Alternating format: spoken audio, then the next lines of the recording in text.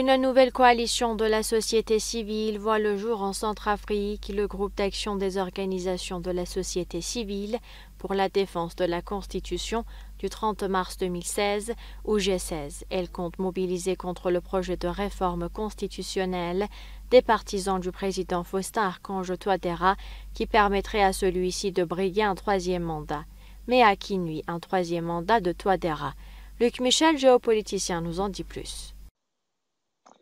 Écoutez, le troisième mandat de Touadéra, il nuit évidemment aux Occidentaux, c'est-à-dire aux mêmes forces qui sont coalisées actuellement contre le Mali. On voit qu'au Conseil de sécurité, c'est un bras de fer entre la Russie, les États-Unis et la France sur la question du Mali. C'est la même chose en Centrafrique, qui est le deuxième point d'ancrage de la Russie en Afrique. Touadéra est un homme jeune, il n'a pas fini son œuvre de redressement national.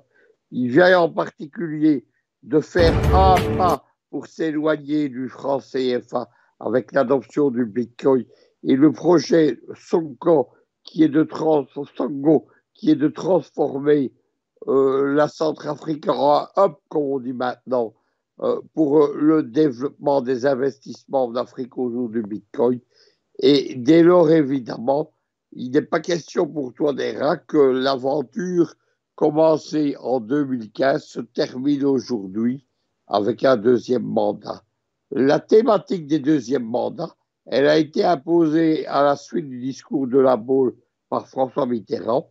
C'est une thématique des États-Unis inspirée par George Bush père et le nouvel ordre mondial, évidemment qui ne correspond pas à la tradition africaine.